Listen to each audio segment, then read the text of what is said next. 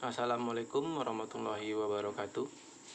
Kami dari kelompok 2 ingin menyampaikan isi makalah kami yang berjudul Birokrasi Indonesia pada Zaman Awal Kemerdekaan, yang beranggotakan saya sendiri, Delvin Fajri Suhendri, Aziza Aini, Cynthia Shalwa Amalia, Dianiza Agustiani, Delvia Novitasari, dan Dian Saputra. Baiklah, yang pertama, sejarah singkat detik kemerdekaan Indonesia.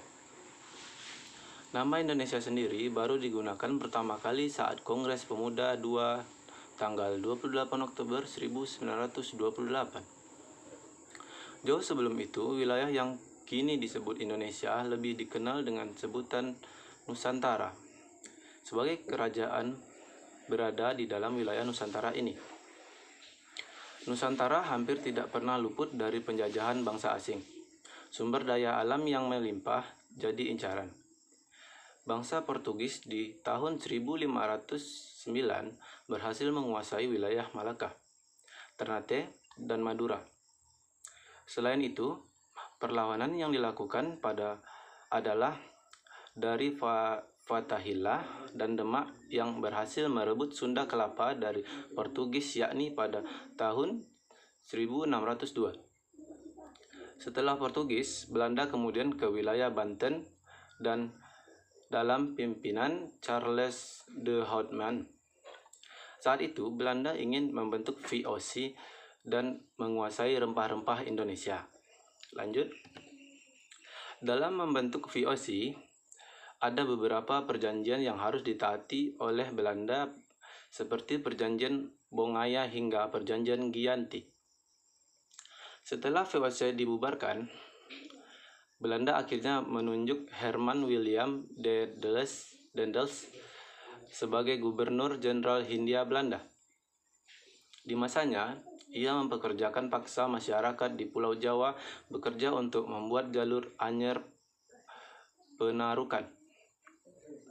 Belanda menguasai Indonesia selama kurang lebih 350 tahun. Hingga akhirnya Jepang masuk ke Indonesia dan menyerang Belanda hingga menyerah tanpa syarat.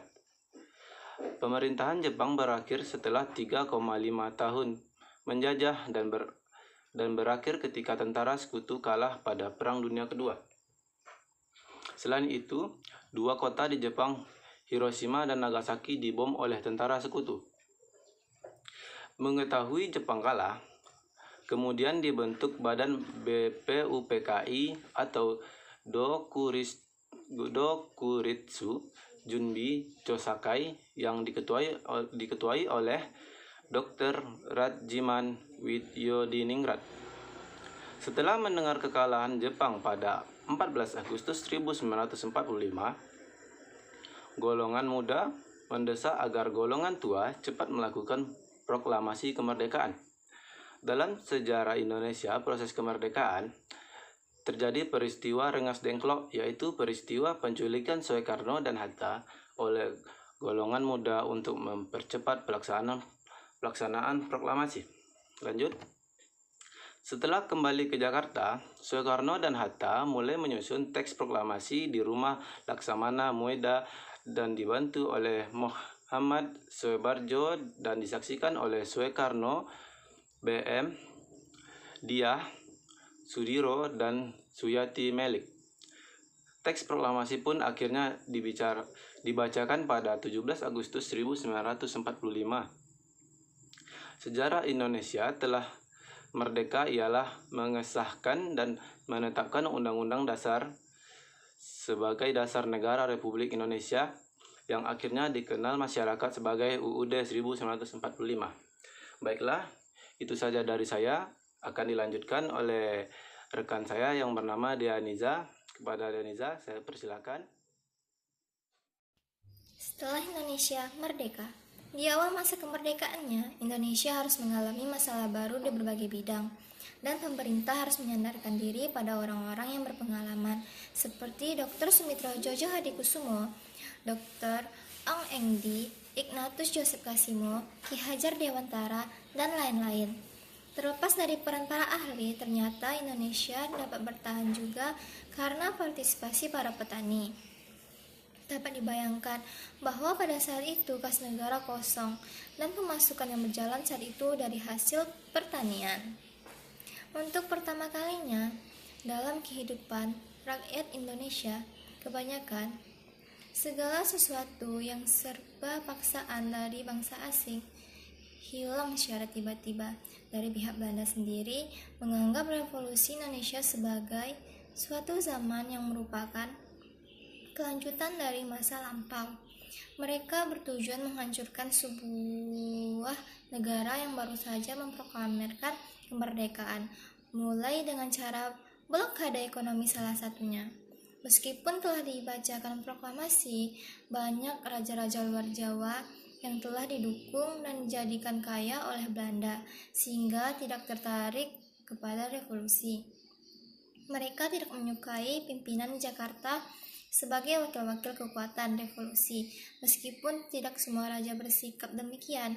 Seperti Raja Bone di Sulawesi Selatan, menyatakan dukungannya dan mengakui kekuasaan GSSJ Ratulangi sebagai gubernur republik di sana. Perubahan di masa awal kemerdekaan diantaranya meliputi perubahan di bidang pendidikan dengan berdirinya Universitas Gadjah Mada yang merupakan sekolah tinggi teknik di Bandung, serta lembaga pendidikan lain yang berdiri pada waktu yang hampir bersamaan di tahun 1946 adalah Perguruan Tinggi Kedokteran, Sekolah Tinggi Kedokteran Hewan, Sekolah Tinggi Farmasi, dan Perguruan Tinggi Pertanian yang semuanya berada di Klaten, sekitar 20 km dari Yogyakarta.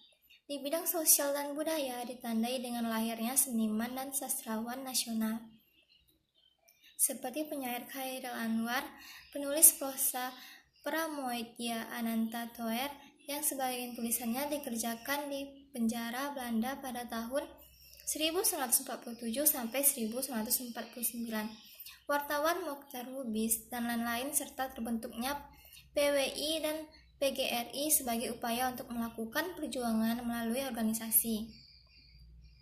Kemudian, dalam bidang ekonomi yang paling signifikan yakni dicetaknya Uang Republik Indonesia.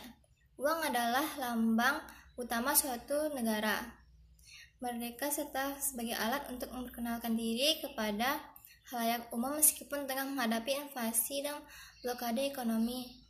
Indonesia dapat bertahan dengan segala upaya melalui para ahli di bidang ekonomi. Satu hal yang menarik adalah ketika tengah mengatasi blokade ekonomi, Indonesia berhasil mengirimkan bantuan beras ke India. Ini berkat dukungan dari para petani karena penghasilan pemerintah hanya bergantung kepada produksi pertanian, sehingga pemerintahan Republik Indonesia bertahan sekalipun keadaan ekonominya sangat buruk. Birokrasi di Indonesia awal kemerdekaan. Birokrasi di Indonesia awalnya sebagaimana diperkenalkan oleh budaya Eropa dimulai dari masa-masa kolonial, antara lain dengan masa kultureseteal, masa desentrasi dan emansipasi, masa pemerintahan pusat Central Bestur, masa Bineslands Bestur dan Ambeskostum Binelens Bestur, masa pendudukan bela tentara Jepang, dan kemudian masa di mana setelah proklamasi kemerdekaan 17 Agustus 1945 di pemerintahan Indonesia melalui Kasman Sinordimerdjo, Indonesia memutuskan bagi seluruh pegawai-pegawai pemerintah terdahulu dari segala jabatan dan pemerintah ditetapkan menjadi pegawai pemerintah Indonesia. Dan ada pula awal kemerdekaan pada tanggal 30 Mei 1945 melalui pemerintahan nomor 11 tahun 1948 pemerintah RI yang berkedudukan di Yogyakarta baru mendirikan kantor urusan pegawai atau KUP, sedangkan pemerintah RIC yang berkedudukan di Jakarta untuk masalah pegawai dibentuk melalui keputusan Wakil Gubernur Jenderal di Hindia Belanda nomor 10 tanggal 20 Februari 1946 dengan nama Kantor Urusan Umum Pegawai atau KUUP yang berada di bawah Departemen Urusan Sosial, namun dengan keputusan Wakil Gubernur Jenderal di Hindia Belanda nomor 13 tahun 1948 membatalkan keputusan terdahulu dan membentuk Jabatan Urusan Umum Pegawai atau DUUP yang berlangsung di bawah Gubernur Jenderal antara Kantor Urusan Pegawai KUP dan Dejotan Urusan Umum Pegawai DUUP masing-masing melaksanakan kegiatan sendiri-sendiri hingga terdapat dualisme dalam birokrasi di Indonesia. Kemudian karena adanya pengakuan kedaulatan Indonesia pada tanggal 27 Desember 1949 melalui Peraturan Pemerintah Nomor 32 Tahun 1950 dibentuklah Kantor Urusan Pegawai KUP guna menyatukan Kantor Urusan Pegawai KUP dan Jabatan Urusan Umum Pegawai DUUP dan berada di bawah dan tanggung jawab kepada Perdana Menteri. Akan tetapi karena suasana kepolitikan saat itu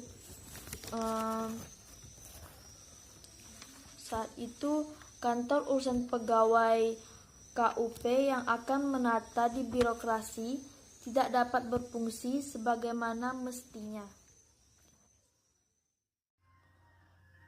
Assalamualaikum warahmatullahi wabarakatuh. Baiklah, nama saya Dan Saputra. Saya akan melanjutkan penjelasan dari slide sebelumnya. Baiklah, disusul pada tanggal 17 Agustus 1950 terjadi pergantian konstitusi RIS, perubahan menjadi Undang-Undang Dasar Republik 1950 yang berakibat terjadinya perubahan bentuk negara kembali ke negara satuan. Lalu, setahun kemudian, 2 orang profesor dari Cornell University School of Business and Public Administration Amerika diundang ke Indonesia, yaitu Edward H. Litchfield dan Alan C. Rankin, yang berhasil menyusun laporan rekomendasi yang berjudul Training for Administration in Indonesia pada masa kabinet Ali Sarto Mirjojo. Lalu di slide berikutnya, tahun 1959 dikeluarkan dekret presiden yang menyatakan berlakunya kembali Undang-Undang 1945 dan presiden melalui peraturan presiden nomor 2 tahun 1959 melarang PNS golongan F menjadi anggota dari partai-partai politik. Selanjutnya pada tahun 1961 dikeluarkan Undang-Undang nomor 18 tahun 61 tentang ketentuan pokok kepegawaian dan bentuk badan administrasi kepegawaian atau BAKN. Lalu dibentuklah yang dinamakan Panitia Retolling Aparatur Negara atau PARAN, lalu berganti menjadi Konkrab, merupakan kelanjutan dari PARAN tadi. Retolling atau pembersihan dalam 2 panitia terakhir ini lebih bernuansa politis, yang ini bertujuan untuk menyingkirkan birokrat-birokrat yang sehaluan dengan partai yang sedang memerintah atau dianggap tidak sejalan dengan kebijakan pemerintah Republik Indonesia. Birokrasi dalam masa perkembangan. Di slide ini perkembangan pengorganisasian birokrasi mulai diwarnai dengan ketidakpastian akibat peranan partai-partai yang saling bersaing dengan sangat dominan. Partai-partai mulai melakukan building block kekuasaan melalui pos-pos pemerintahan. Strategi ini dijajarkan pemerintah sebagai sumber kelangsungan partai politik yang bersangkutan. Program rekrutmen birokrasi ikut mengalami spoil sistem yang merajalela, mulai dari pengangkatan, penempatan, promosi, dan instrumen kepegawaian lainnya. Tidak didasarkan kriteria penilaian melainkan berdasarkan pertimbangan politik. Jadi dalam birokrasi pada awal kemerdekaan ini itu sangat terancam. Soalnya awal kemerdekaan ini sangat banyak partai-partai politik yang ingin menunjukkan taringnya dengan cara yaitu tadi dia menurunkan beberapa stigma-stigma birokrasi yang ada. Lalu yang contohnya ini dia mengangkat kepegawaian itu berdasarkan pertimbangan politis, golongan serta unsur-unsur di luar birokrasi.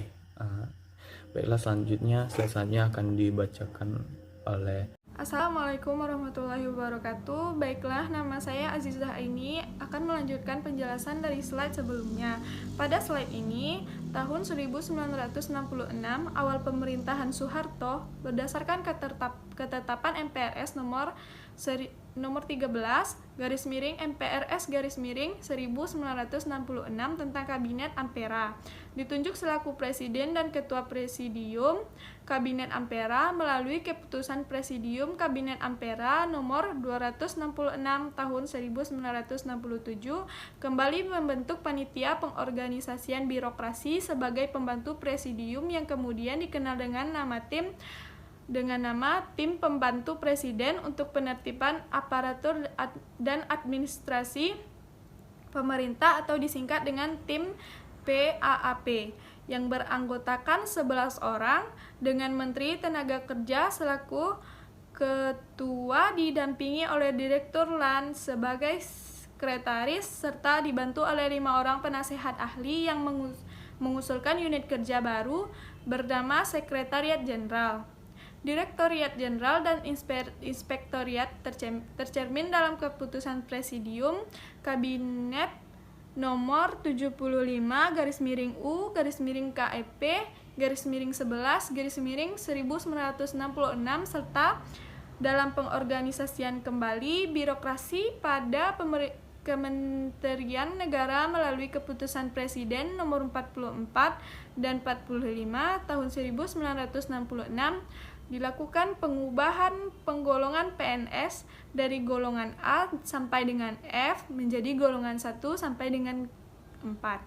Baiklah, selanjutnya pada slide berikutnya, pada tahun 1968 kembali dibentuk Panitia Koordinasi Efisiensi Aparatur Ekonomi Negara dan Aparatur Pemerintah yang disebut pula dengan Proyek 13, disusul dengan Kepres nomor 16 tahun 1968 yang kemudian disempurnakan dengan Keputusan Presiden nomor 199 tahun 1968. Proyek 13 ini kemudian berganti nama menjadi Sektor Penyempurnaan dan Penertiban Administrasi Negara yang lebih dikenal dengan nama Sektor P.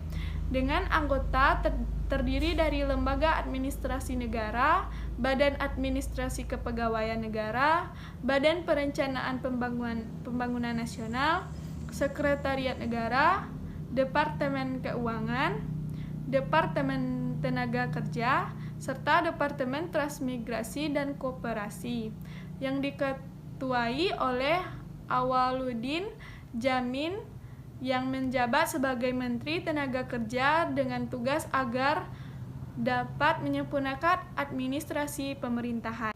Ketika Soeharto pertama kali membentuk Kabinet Pembangunan dengan Keputusan Presiden nomor 19 tahun 1968 dibentuk Kementerian Nomenklatur baru yaitu Kementerian Negara Penyempurnaan dan Pembersihan Aparatur Negara bertugas antara lain melanjutkan pembersihan birokrasi dari unsur-unsur apa yang disebut dengan berpolitik kepartaian lalu berdasarkan Keputusan Presiden nomor 82 tahun 1971 pada tanggal 29 November 1971 didirikan Korps Pegawai Republik Indonesia atau Korpri sebagai organisasi wadah tunggal bagi seluruh pegawai pemerintahan Indonesia dan dalam perkembangan selanjutnya tim PAAP dan proyek 13 akhirnya dilebur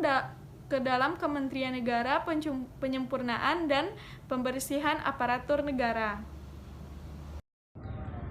Sektor aparatur pemerintahan atau sektor P tetap dan berfungsi meliputi penyusunan kebijaksanaan, perencanaan, pembuatan program, dan koordinasi pengendalian dan penelitian dalam rangka menyempurnakan dan membersihkan aparatur negara serta kementerian negara.